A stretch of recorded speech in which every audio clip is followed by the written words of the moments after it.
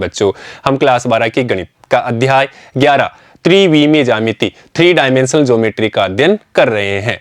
पिछले सेशन में हमने विविध प्रश्नावली के प्रश्न संख्या 7 तक के प्रश्नों को हल करना सीख लिया है। बच्चों आज उसी कड़ी में हम विविध प्रश्नावली 11 के प्रश्न संख्या 8 से लेकर के प्रश्न संख्या 12 तक के प्रश्नों को हल करना सीखते हैं। तो आइए देखते हैं क्वेश्चन संख्या 8।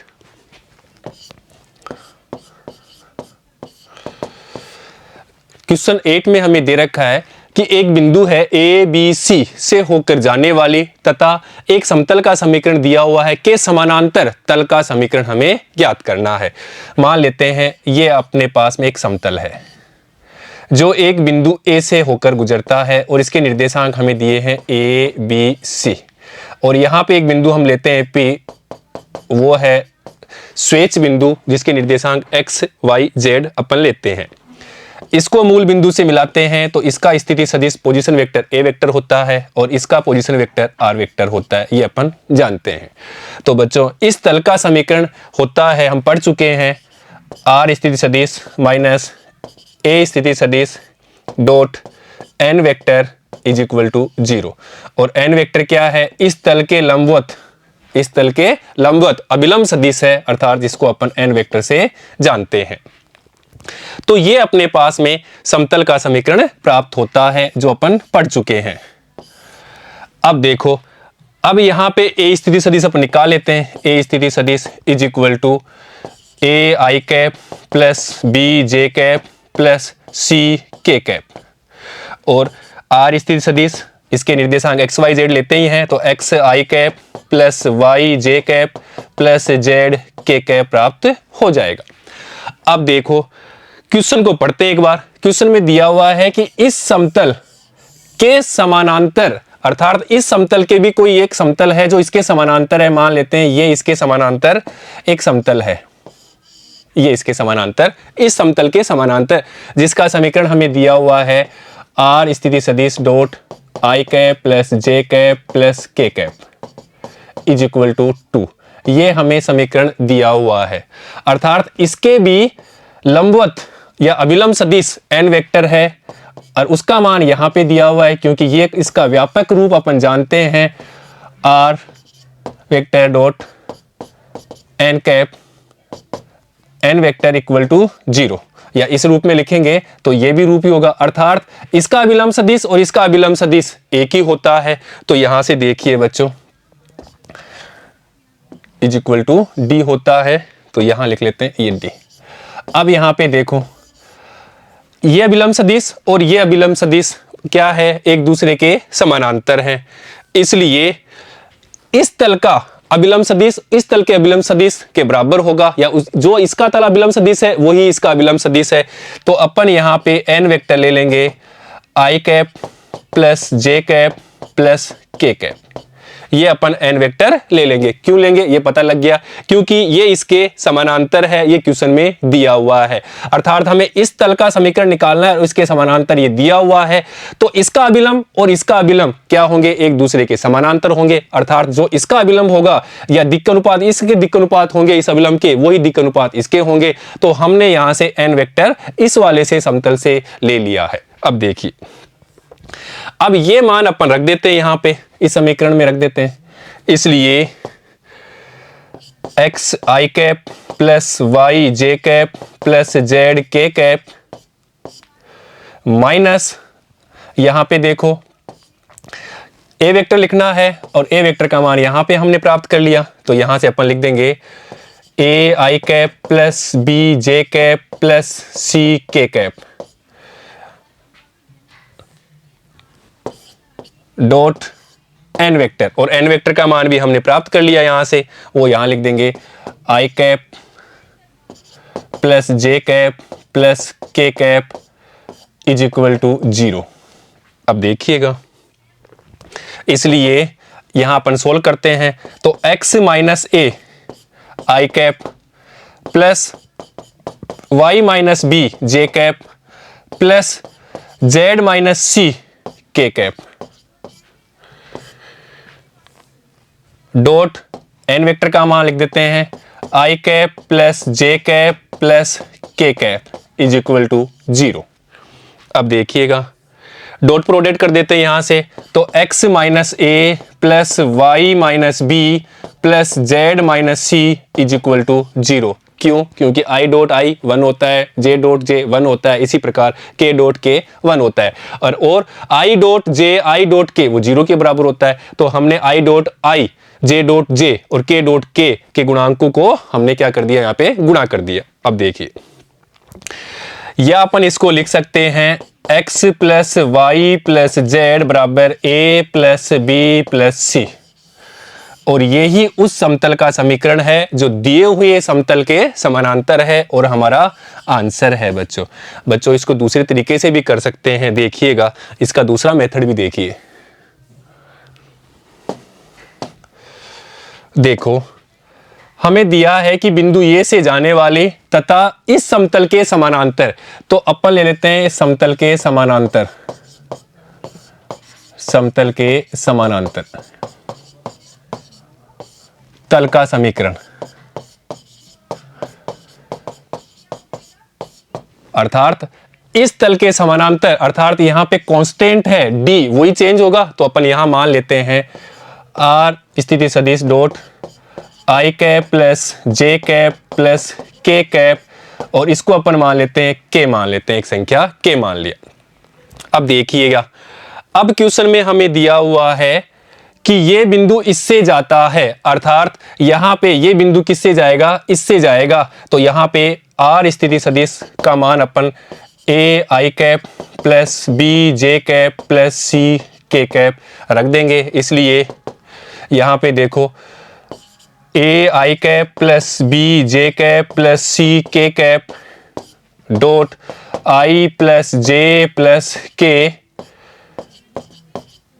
इज इक्वल टू, ये k हमने माना था वो, तो यहां से हम k का मान निकालेंगे, वापस यहां पे रख देंगे, वो आंसर आ जाएगा हमारा। तो देखो यहां से a i dot i 1 plus b j dot j 1 तो b plus k dot k 1 तो c is equal to k, और ये k का मान अपन समीकरण 1 में रख देते हैं। तो देखिएगा, इसलिए r स्थिति सदिश dot I cap plus J cap plus K cap is equal to A plus B plus C, ये k का मान हमने यहां से रख दिया।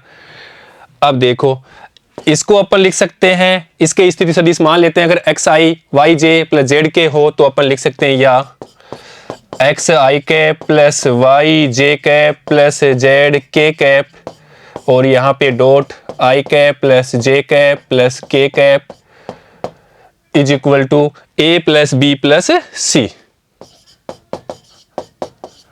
तो देखिएगा यहां से x plus Y plus Z equal to A plus B plus C, तो यहां से भी हमारे पास में वही आंसर प्राप्त हुआ और वहां से भी हमने वही आंसर प्राप्त किया, अर्थात इस तल के समानांतर और इस बिंदु से गुजरने वाले समतल का समीकरण हमने प्राप्त कर लिया। और उसके लिए हमने इसको समझ लिया कि एक बिंदु से होकर जाने वाले समतल का समीकरण अपन जानते ये होता है। तो हमने r वेक्टर का मान रख दिया और हमने a पोजीशन वेक्टर का मान रख दिया, और ये जो है अभिलंब सदिश, इसके लिए इस क्वेश्चन में दिया हुआ है कि इसके समानांतर है, अर्थात जो अभिलंब सदिश इसका वेक्टर का इस सदिश का होगा वही यहाँ पे होगा, इस समतल का होगा, तो हमने वो मान यहाँ से रख दिया और इसको सोल्व कर लिया, तो हमने समतल का समीकरण प्राप्त हो गया। ठीक है बच्चों, नेक्स्ट देखते हैं क्वेश्चन 9।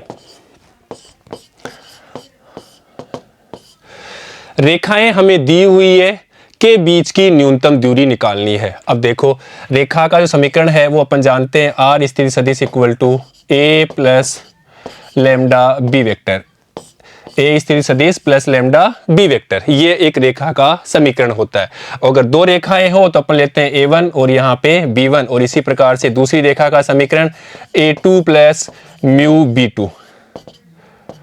और बच्चों जब बीच की न्यूनतम दूरी निकाल रहे थे तब हमने पढ़ा था कि अगर b1 b2 अलग अलग है तो ये रेखाएं विषमतलीय रेखाएं होती है, और उनकी बीच की दूरी उनके आपस में एक दूसरे पर लंब डाल देते हैं तो वो बीच की दूरी अपन निकाल लेते हैं। तो बच्चों इनके बीच की दूरी d होती है, d इक्वल टू a2 स्थिति सदिश माइनस a1 स्थिति सदिश dot b1 vector cross b2 vector upon b1 vector b2 vector का परिमाण। इस फॉर्मूले की सहायता से अपन इन दोनों रेखाओं के मध्य दूरी निकाल लेते हैं और ये फॉर्मूला कैसे आया ये अपन समझ चुके हैं। ठीक है, अब देखो, अब हमें निकालना है A2 स्थिति सदिश, A1 स्थिति सदिश, B1 वेक्टर और B2 वेक्टर, और उसके लिए हमें यहाँ पे तुलना करनी पड़ेगी। और तुलना के लिए ये हम लेते हैं पहली रेखा का समीकरण व्यापक रूप में, इसी प्रकार ये दूसरी रेखा का समीकरण ये व्यापक रूप में है, और इसकी तुलना अपन दिए हुए समीकरण से कर लेंगे तो हमें A2 स्थिति सदिश, A1 स्थिति सदिश, इसी प्रकार A1 B1 वेक्टर और B2 वेक्टर प्राप्त हो जाएंगे। तो देखो बच्चों, तुलना कर लेते हैं।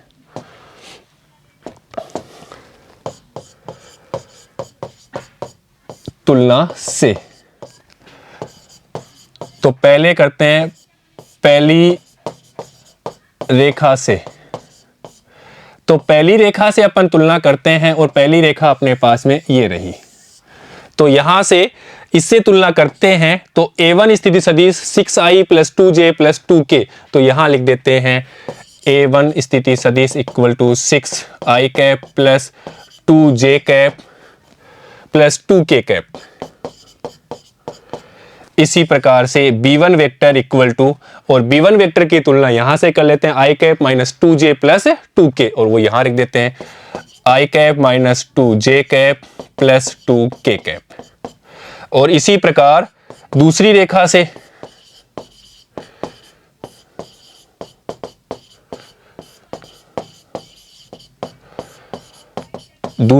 से भी अपन कंपेयर कर लेंगे जैसे हमने यहां पे किया है, तो हमें A2 स्थिति सदिश और B2 वेक्टर मिल जाएगा। तो देखो यहां से तुलना कर लेते हैं तो A2 स्थिति सदिश और हमें B2 वेक्टर मिल जाएगा। तो देखो A2 स्थिति सदिश तो अपने पास में यहां से मिलेगा -4i कैप और k कैप, तो यहां लिख देंगे A2 स्थिति सदिश इक्वल टू -4i कैप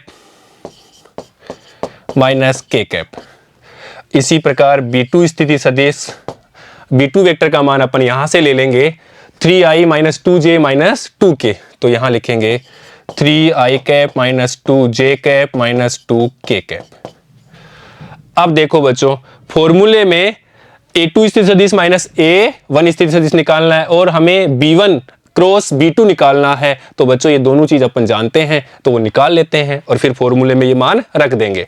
तो देखिएगा, पहले तो अपन निकाल लेते हैं A2 स्थिति सदिश माइनस A1 स्थिति सदिश। तो यहाँ से देखो A2 का मान ये रहा, तो -4i cap minus k cap, और यहाँ पे देखो माइनस, इसको माइनस से मल्टीप्लाई करके यहाँ रख देते हैं, तो -6i cap minus 2j cap और -2k कैप।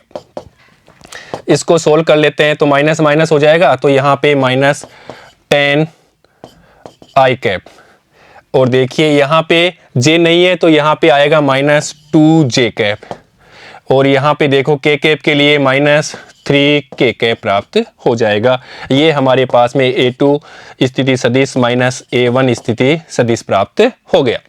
अब देखो, अब हमें क्रॉस प्रोडक्ट करना है, अर्थात B1 vector cross B2 vector, और इसके लिए हम जानते हैं सारणी का उपयोग लेते हैं। तो देखिएगा i cap j cap k cap, तो हम पहले B1 वेक्टर के घटक लिखेंगे और B1 वेक्टर के घटक के लिए यहां से तुलना कर लेते हैं। तो देखिएगा 1 -2 और 2, इसी प्रकार B2 के लिए यहां से तो 3 -2 -2, और अब इसको सोल्व कर लेते हैं।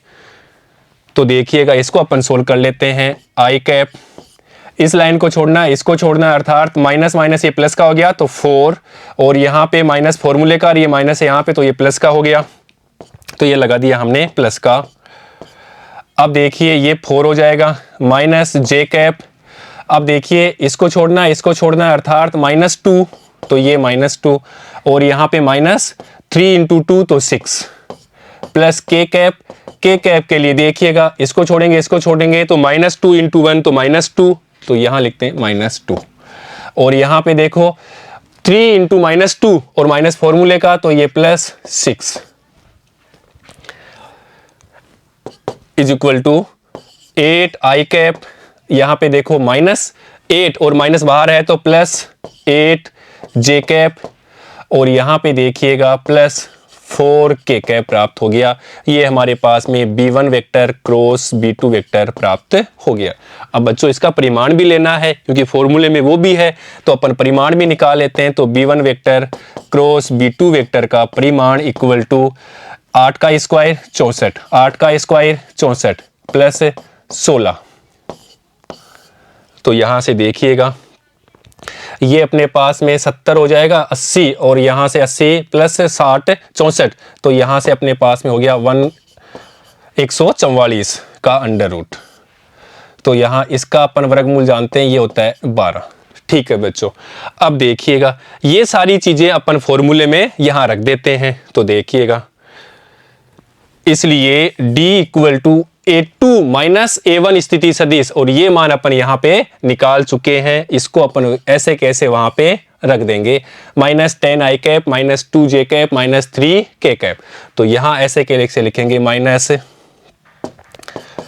10 आई कैप माइनस 2 जे कैप माइनस 3 के कैप। ये हमने इसका मान रख दिया, ये डॉट। अब हमें ये क्रॉस प्रोडक्ट का मान रखना है, और क्रॉस प्रोडक्ट का मान हमने यहाँ पे निकाल लिया, तो वो भी अपन यहाँ पे रख देते हैं। तो 8 आई कैप प्लस 8 जे कैप प्लस 4 के कैप, ये मान भी हमने रख दिया अपॉन इसका परिमाण, और परिमाण भी हमने निकाल लिया। यहाँ पे 12 आया था, ये 12, तो वो यहाँ पे रख देंगे 12, और ये इसका पूरे का मोड लगा दिया।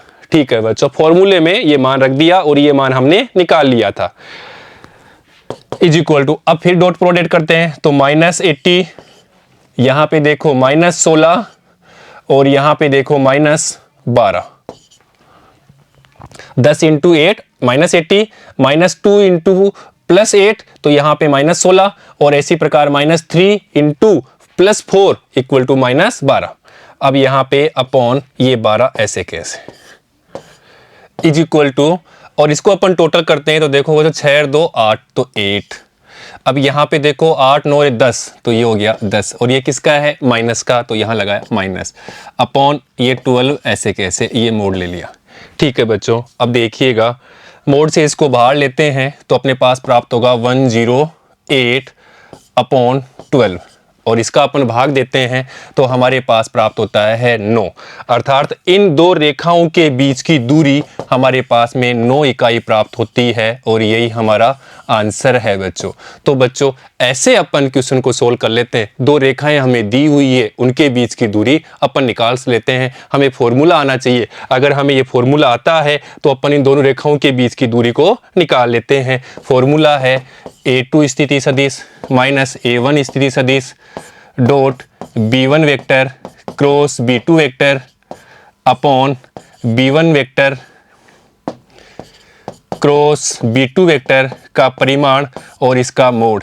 तो ये फॉर्मूला आना चाहिए दो रेखाओं के बीच की दूरी निकालने के लिए। अगर ये फॉर्मूला आता है तो फॉर्मूले में अपन मान रखते हैं, तो हमें इन दो रेखाओं के बीच की दूरी जो लंबवत दूरी होती है वो अपन निकाल लेते हैं। तो अपने क्वेश्चन में यहाँ पे 9 इकाई इसका आंसर आता है। ठीक है बच्चों, नेक्स्ट देखते हैं क्वेश्चन 10।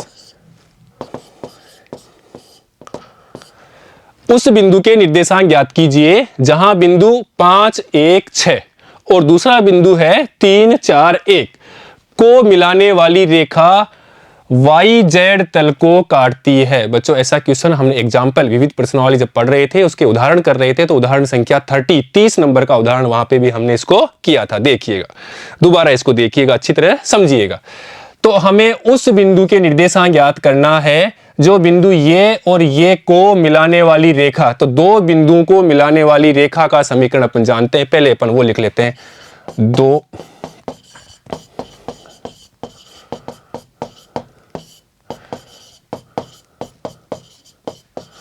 मिलाने वाली रेखा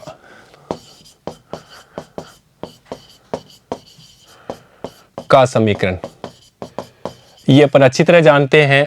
R स्थिति सदिश इक्वल टू A स्थिति सदिश प्लस लैम्डा B स्थिति सदिश माइनस A स्थिति सदिश होता है। ये दो बिंदु लेते हैं, यहाँ पे इस बिंदु के निर्देशांक x2 y2 z2, ये कोई बिंदु हम लेते हैं B, और इसी प्रकार ये ए बिंदु है, इसके निर्देशांक x1 y1 z1 और यहाँ एक बिंदु लेते हैं p x y z। तो जो इसके स्थिति सदिश और इसके पोजीशन वेक्टर निकालते हैं, ये होता है a वेक्टर, ये होता है b वेक्टर और ये होता है r वेक्टर। और इस बच्चों यहाँ से अपन त्रिभुज नियम लगाते हैं सदिश योगफल का, तो हमारे पास में ये प्राप्त होता है। और ये क्या है, दो बिंदु से होकर जाने वाला रेखा का समीकरण।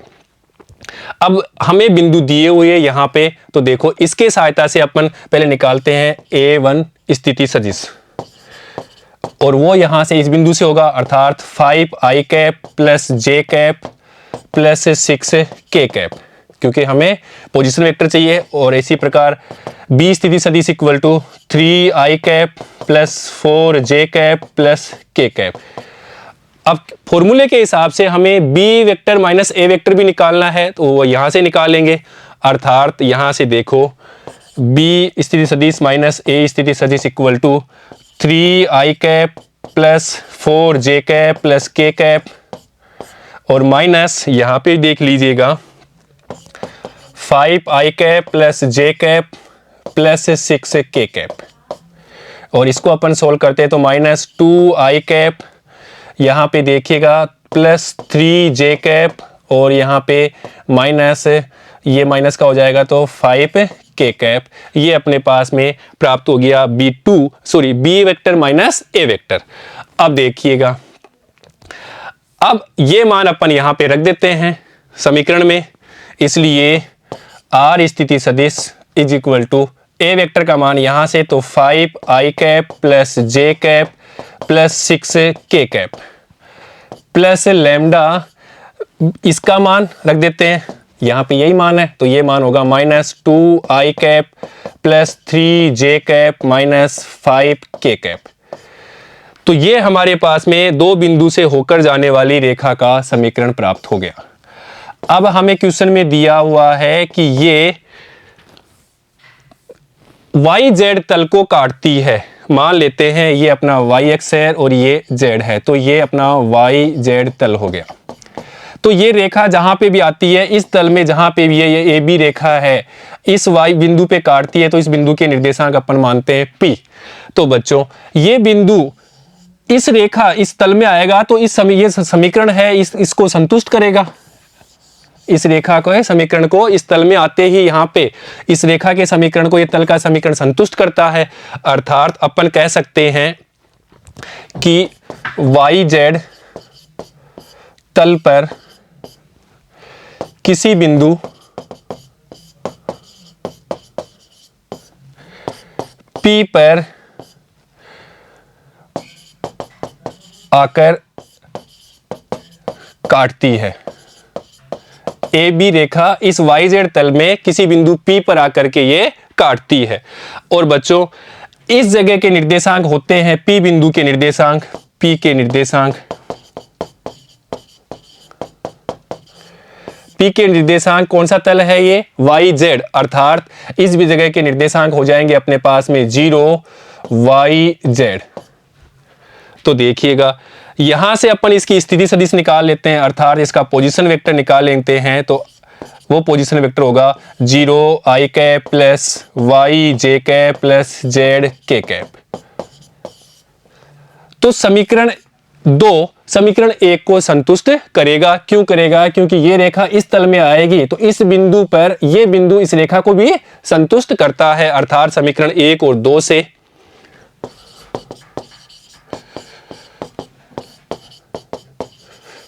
समीकरण 1 व 2 से, क्योंकि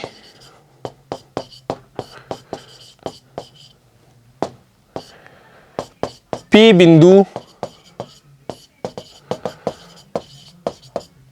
अवश्य ही रेखा को संतुष्ट करेगा।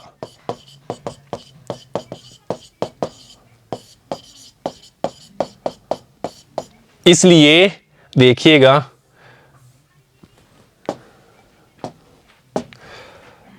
इसलिए 0i cap plus yj cap plus zk cap is equal to, इसकी जगह हमने ये रख दिया मान समीकरण 2 से, is equal to 5 I cap plus J cap plus 6 K cap plus lambda, यहां से देखिए -2 I cap plus 3 J cap -5 K cap, ये हमने मान रख दिया। देखिएगा अभी, तो Y J cap plus Z K cap is equal to, यहां पे अपन सोल्व कर लेते हैं, तो 5 - 2 लेमडा आई कैप। इसी प्रकार से +1 + 3 लेमडा जे कैप प्लस, यहां पे भी सोल्व करेंगे तो 6 - 5 लेमडा के कैप। अब तुलना कर लेते हैं दोनों पक्षों से घटकों की। तो देखिएगा यहां से हमारे पास में प्राप्त होगा 5 - 2 लेमडा, ये फिर आई कैप 0 है तो यहां लिखेंगे इज इक्वल टू 0। इसी प्रकार से 1 + 3 lambda is equal to Y, और इसी प्रकार से 6 - 5 lambda is equal to Z. ये हमने तुलना कर ली दोनों पक्षों के घटकों की। तो यहां से हमें लेमडा का मान मिल जाएगा यहां से, इसलिए 5 - 2 लेमडा इक्वल टू 0, या लेमडा इक्वल टू 5/2 प्राप्त कर लिया हमने। ये हमने लेमडा का मान प्राप्त कर लिया। अब ये लेमडा का मान अपन यहां पे रख देते हैं, इसलिए 1 + 3 लेमडा इक्वल टू वाई, तो 1 + 5/2 × 3 इक्वल टू वाई, तो यहां से 1 + 15/2 इज इक्वल टू वाई। तो यहां से अपने पास में 2 + 15/2 बराबर वाई। तो देखो यहां से अपने पास प्राप्त हो जाएगा 17/2 इक्वल टू वाई। तो वाई का मान प्राप्त हो गया 17/2। और इसी प्रकार से अपन जेड का मान निकालेंगे। तो जेड का मान के लिए अपन यहां पे लेमडा का मान रखेंगे। तो देखिएगा लेमडा का मान 6 - 5 लेमडा बराबर जेड में रखने पर, पहले हमने इसमें रखा तो y का मान निकालिया, अब z का मान निकालेंगे। तो 6 - 5 × 5/2 इक्वल टू z। तो यहां पे देखिएगा यहां से 12 - 25/2, ये हमने एलसीएम भी ले लिया, /2 इज इक्वल टू z। तो यहां से हमारे पास में z का मान प्राप्त होगा, z इक्वल टू -13/2। तो ये अपने पास में z का मान प्राप्त हो गया। हमें यही पूछा है कि रेखा उस तल में, कौन से तल में, YZ तल में जहां टकराती है, जहां आकर के गुजरती है, उस बिंदु के हमें निर्देशांक निकालने हैं। और उस बिंदु के निर्देशांक हम मानते हैं उस P बिंदु, उसके निर्देशांक थे 0 YZ। कौन सा तल था? YZ तल। तो YZ तल के निर्देशांक ये थे और यहां से हमने मान निकाल लिए, इसलिए P के निर्देशांक 0, Y का मान निकाला हमने 17/2 और Z का मान निकाला -13/2, और यही हमारा आंसर है। तो ऐसे अपन क्वेश्चन को सोल्व कर लेते हैं। ठीक है बच्चों, अब ऐसा ही क्वेश्चन है नेक्स्ट, देखिएगा।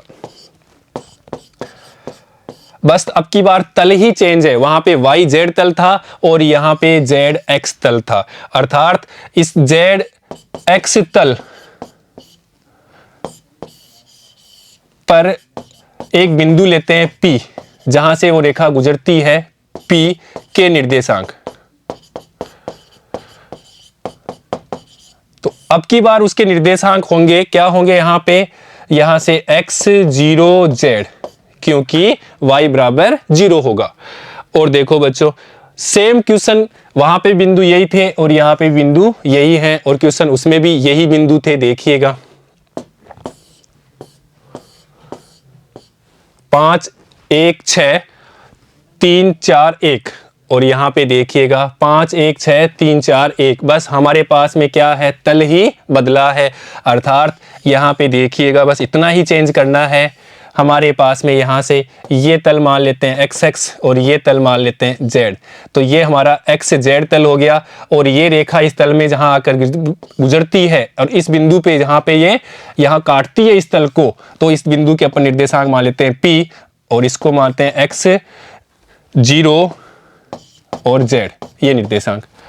और बच्चों A बिंदु और B बिंदु के निर्देशांक यहाँ दिए हुए हैं, तो रेखा का समीकरण अपन निकाल लेंगे। R स्थिति सदिश equal to A vector plus lambda B vector minus A vector, और उसके लिए अपन यहाँ निकाल चुके हैं। देखिएगा ये समीकरण अपन यहाँ पे निकाल चुके हैं। ये का यही समीकरण प्राप्त होगा, तो वहां पे अपन सीधा ऐसे कैसे ही लिख देंगे, क्योंकि यही समीकरण A वेक्टर B वेक्टर और B माइनस A वेक्टर ये वेक्टर प्राप्त होगा। तो देखिएगा अपन इसको अपन यहाँ से ऐसे के लिखते 5i cap plus j cap plus 6k cap. तो R vector equal to 5i cap plus j cap plus 6k cap plus lambda, देखिएगा minus 2i plus 3j minus 5k, minus 2i plus 3j minus 5k। तो बच्चों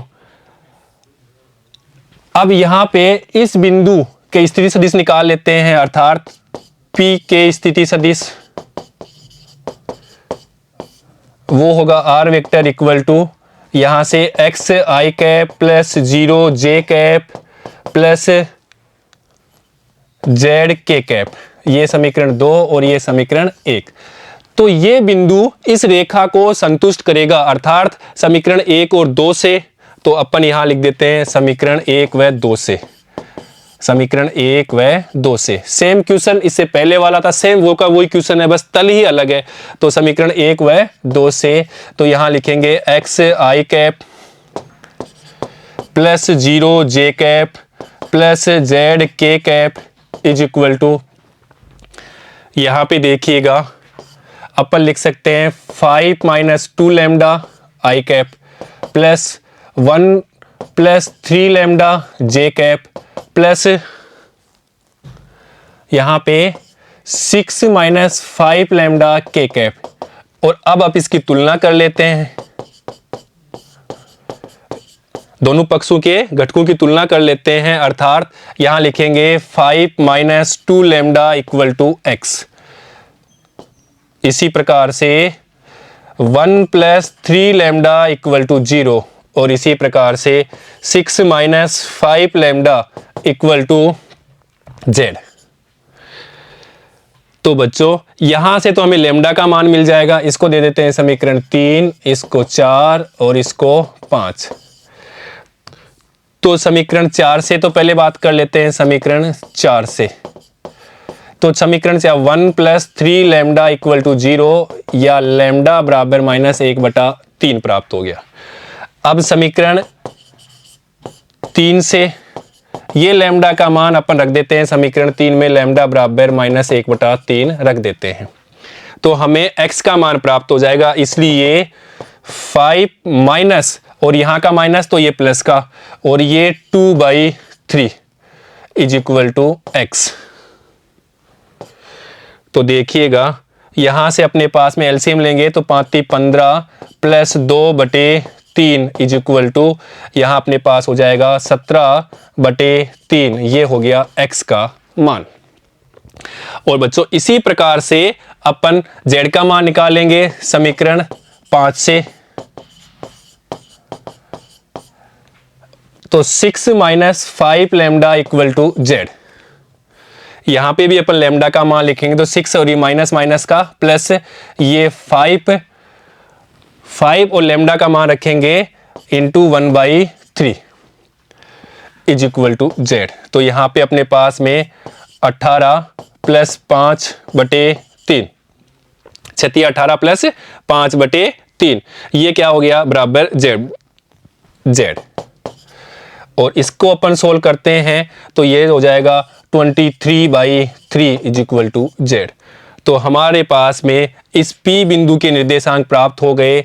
x का मान हमने निकाल लिया यहाँ से 17/3 और ये 0 था, और z का मान 23/3 और यही हमारा आंसर है। तो बच्चों ऐसे अपन क्वेश्चन कर लेते हैं। 2 क्वेश्चन की हमें प्रैक्टिस हो गई है और एक हमने एग्जाम्पल में भी कर लिया, एग्जाम्पल 30। ये तीनों एक जैसे ही हैं। ठीक है बच्चों, नेक्स्ट देखते हैं क्वेश्चन 12। उस बिंदु के निर्देशांक ज्ञात करना। इस बार भी निर्देशांक ज्ञात करना है। जहां एक बिंदु ये से गुजरने वाली रेखा, तो 2 बिंदु से होकर गुजरने वाली रेखा का समीकरण अपन जानते हैं। अब की बार दिया है कि समतल ये के पार जाती है, अर्थात मान लेते हैं कि ये अपने पास में ए बिंदु है, ये बी बिंदु, ये ए है और ये बी है। ए के निर्देशांक 3 - 4 - 5 और 2 - 3 1। तो बच्चों यहां पे अपन रेखा का समीकरण प्राप्त कर लेते हैं। ए बी रेखा का समीकरण, ए बी रेखा का समीकरण,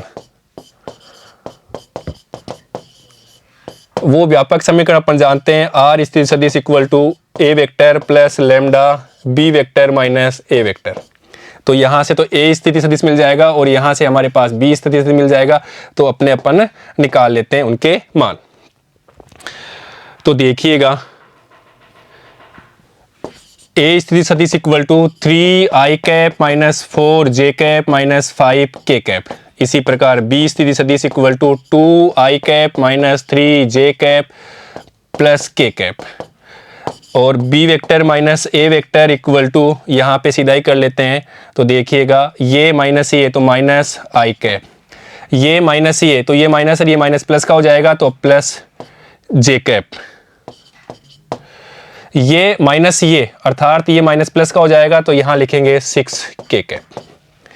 ये अपने पास प्राप्त हो गया। अब रेखा का समीकरण देख लेते हैं। आर स्थिर सदिश इक्वल टू ए वेक्टर तो 3i cap minus 4j cap minus 5k cap plus lambda ऐसे कैसे रख दिया और ये मान रख देते हैं तो minus i cap plus j cap plus 6k cap. ये हमने मान रख दिया तो हमारे पास में प्राप्त हो गया ए बी रेखा का समीकरण। अब आगे कह रहा है कि ये रेखा का समीकरण जो है वो इस समतल रेखा बिंदु ये से गुजरने वाली रेखा समतल ये के पार जाती है। अर्थात मान लेते हैं यहां पे कोई समतल है और यहां पे जहां पे काटती है उस बिंदु को अपन मान लेते हैं P और उसी बिंदु के हमें क्या पूछा है, निर्देशांक पूछा है। क्वेश्चन पूछा है कि उस बिंदु के निर्देशांक ज्ञात कीजिए जो बिंदु ये और ये से गुजरने वाली रेखा समतल ये के पार जाती है। अर्थात जहां पे ये काटती है उस बिंदु के हमें निर्देशांक निकालने हैं। अर्थात ये P बिंदु इस रेखा को भी संतुष्ट करेगा और इस समतल के समीकरण को भी संतुष्ट करेगा। इसलिए समतल का समीकरण हमें दिया हुआ है, देखिएगा 2x plus Y plus Z. तो समतल का समीकरण, तो समतल का समीकरण है 2x plus Y plus Z equal to 7 और ये अपने पास में उस रेखा का समीकरण प्राप्त हो गया। ये उस रेखा का समीकरण प्राप्त हो गया और इस बिंदु के निर्देशांक x y z हैं तो इसको भी अपन घटक के रूप में लिखें तो x i cap plus y j cap plus z k cap is equal to, अब यहां पे देखिएगा 3 माइनस लैम्डा i कैप और यहां पे देखिएगा प्लस -4 प्लस लैम्डा जे कैप प्लस -5, यहां लिखेंगे -5 प्लस 6 लैम्डा के कैप। तो यहां से हमें x y z का मान मिल जाएगा तुलना करने पे, जैसा हमने पहले क्वेश्चन में भी किया है।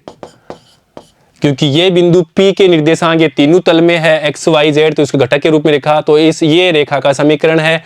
तो देखिएगा x equal to 3 minus lambda और y equal to -4 plus lambda और z इक्वल टू यहाँ से अपने पास प्राप्त हो गया -5 प्लस 6 लेमडा।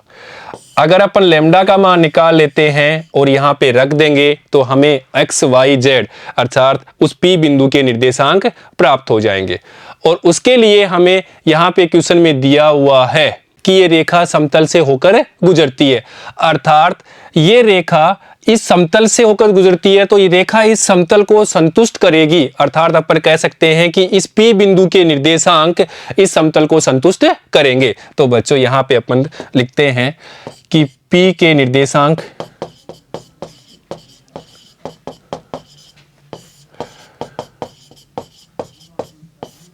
समतल को संतुष्ट करते हैं। क्यों करते हैं? क्योंकि ये रेखा इस समतल से होकर के गुजरती है, तो P बिंदु समतल के ऊपर है और P बिंदु के निर्देशांक हमने निकाल लिए हैं और ये हमने P बिंदु के निर्देशांक निकाल लिए हैं, अर्थात ये बिंदु अपन समतल में रख देते हैं और संतुष्ट करवा देते हैं। तो देखिएगा, इसलिए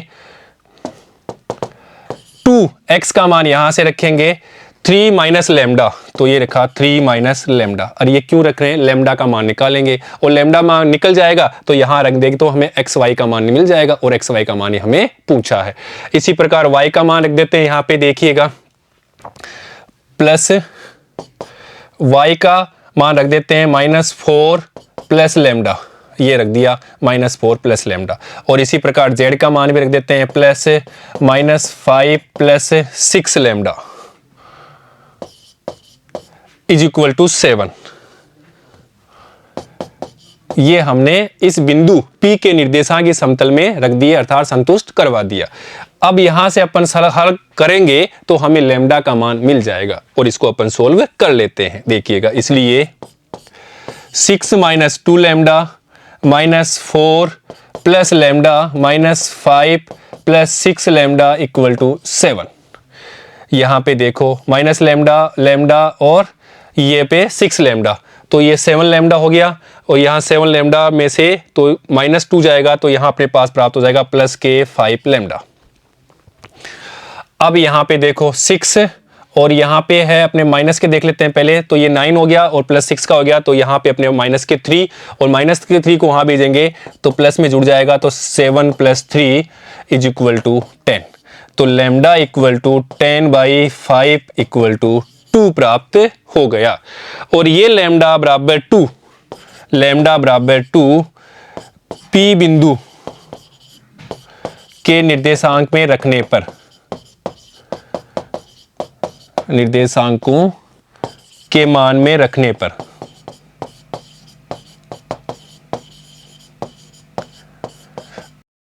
तो बच्चों अब ये लेमडा का मान 2 अपन उस निर्देशांक जो P के निर्देशांक हमने माने थे वहां पे अपन रख देंगे और उसके मान अपन प्राप्त कर लेंगे। देखिएगा, तो ये अपन लेमडा का मान यहाँ पे रखेंगे तो हमें x, y, z के मान प्राप्त हो जाएंगे। तो देखिएगा, अपन मान रख देते हैं, इसलिए x बराबर 3 माइनस 2 इक्वल टू 1, y बराबर -4 और यहाँ पे रखेंगे 2 तो +2 इक्वल टू -2।